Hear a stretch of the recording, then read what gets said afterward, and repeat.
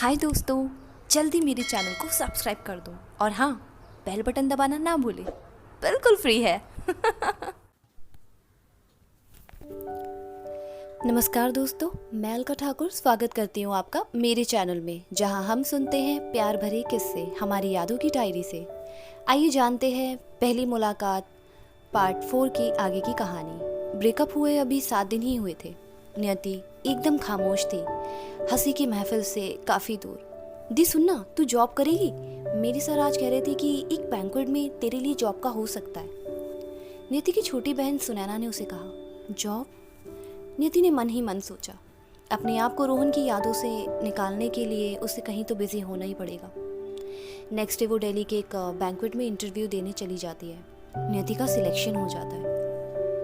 Banquet से वापस लौटती हुई नियति मेट्रो से आते वक्त अपनी और रोहन की यादों में गुम। नियति की जॉब लग गई थी। 2 महीने बाद ही वेडिंग सीजन शुरू होने वाला था। नियति पूरी कोशिश कर रही थी कि वो रोहन को ना याद करे, पर दोस्तों, दिल कहाँ किसी की सुनता है। ऑफिस आते जाते वक्त नियति सैड सॉन्ग सुनती और रोहन को बहुत याद करती, बट रोहन पूरी तरह से नियति को भूल रहा था। नियति मैम, वेडिंग सीजन शुरू हो चुका है, अब आपको यहाँ बैंक्वेट में कोई तो मिल जाएगा, नियति के कलीग ने उसे छेड़ते हुए कहा। नियति ने झूठी स्माइल दी और बैंक्वेट की वॉशरूम में जाके मिरर में झांकती हुई नियति बहुत रो रही थी।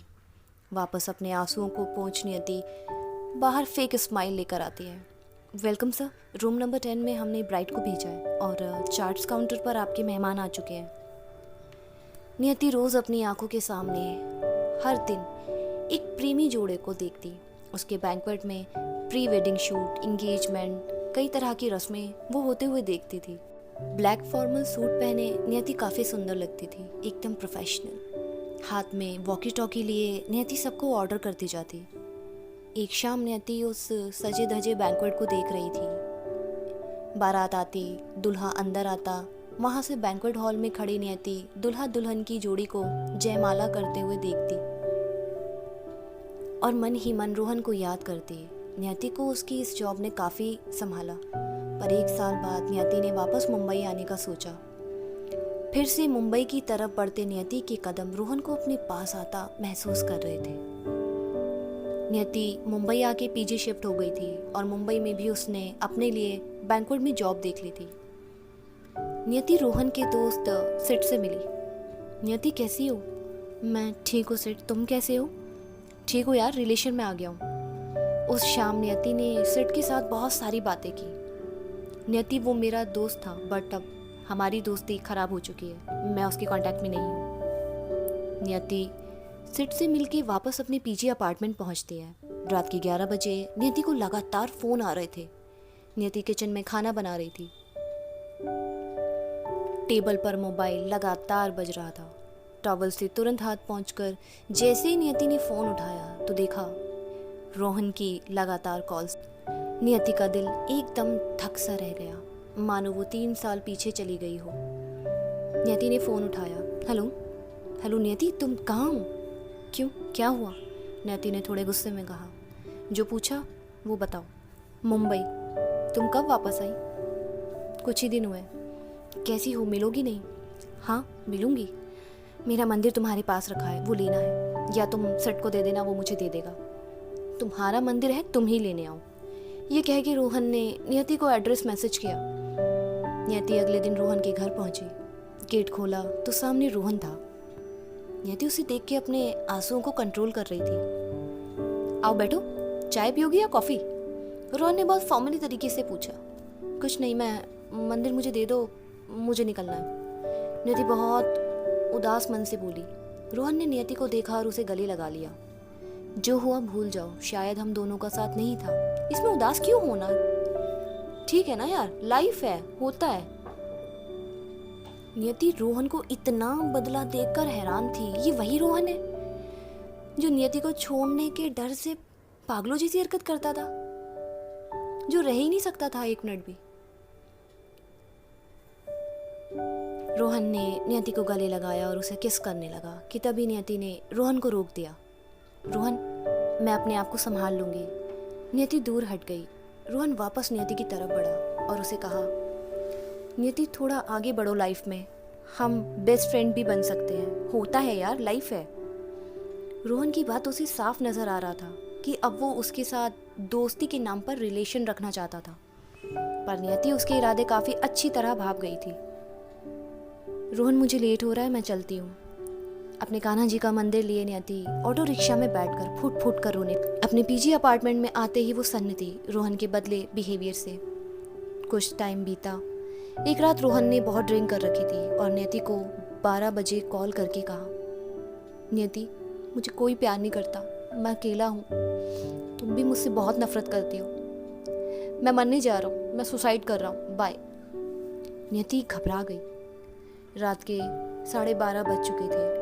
वो रोहन के घर जाने लगी कि तभी उसकी रूममेट ने उसे रोका। यार तू पागल है, इस टाइम मत जा, तू फंस जाएगी। नियति घबराते हुए बोली, नहीं यार प्लीज़ मुझे जाना है, मैं आती हूँ बस 1 घंटे में, समझ यार वो कुछ कर ना ले। ओके जा, मैं सो नहीं रही हूँ और कोई भी हेल्प चाहिए तो प्लीज़ मुझे कॉल कर। हाँ पक्का। रात को नियति रोहन के यहाँ पहुँची। रोहन ने बहुत ड्रिंक कर रखी थी। नियति उसे समझा बुझा कर अपने पीजी अपार्टमेंट ले आई। रात को उसे अपने बेड पर सुलाकर वो सोफे पर लेट गई। उस रात नियति बहुत परेशान थी, उसे कुछ समझ नहीं आ रहा था। सुबह रोहन उठा तो नियति ने उसे चाय दी। तुम ठीक हो ना अब? हाँ। रोहन चाय पीकर वहाँ से बिना कुछ बात किए जाने लगा और जाते जाते उसने नियति को देखा और बाय कहा। नियति उसके जाते ही सोच में पड़ गई कि ये हो क्या रहा है, रोहन क्या करना चाहता है। शाम के 8 बजे नियति को उसके इंस्टाग्राम पे एक लड़की का मैसेज आया। हाय नियति दी, मैं रोहन के भाई की गर्लफ्रेंड हूँ, आपसे बात करना चाहती हूँ, प्लीज़ आपका नंबर चाहिए। नियति ने अपना नंबर मैसेज किया। तुरंत उसे मीशू का कॉल आया। रोहन के भाई की गर्लफ्रेंड। दी आप अभी भी रोहन के टच में हो क्या?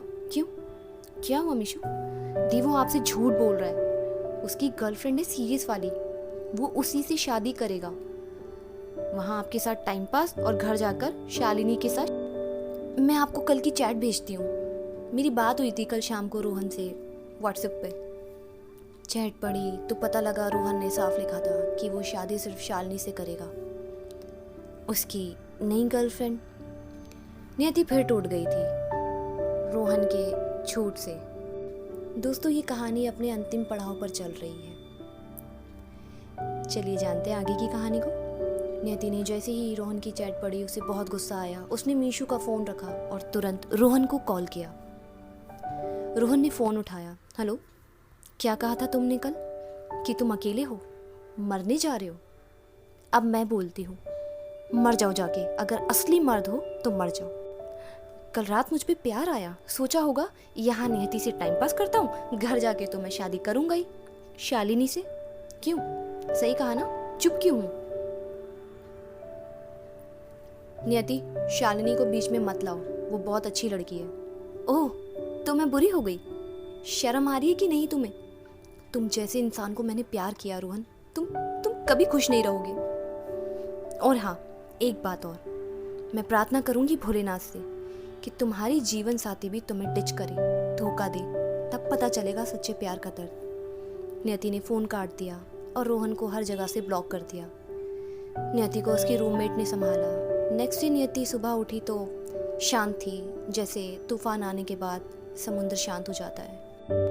नियति नहा धोकर सीधा मंदिर गई और वहाँ जाकर भगवान को थैंक्स कहा कि उसके साथ कुछ बुरा नहीं हुआ, ज़्यादा कुछ बुरा होने से पहले ही वो बच गई।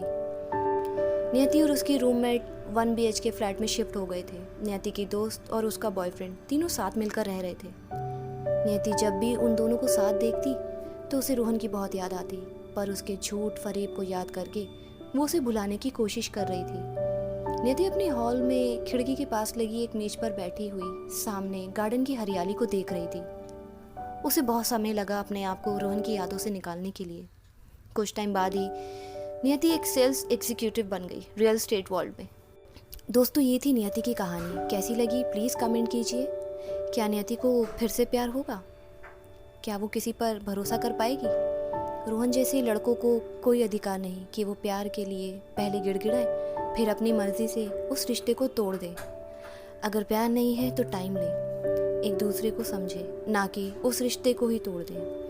लेती हूँ विदा इस प्यारी और दर्द भरी कहानी के साथ। मिलेंगे नई कहानी के साथ।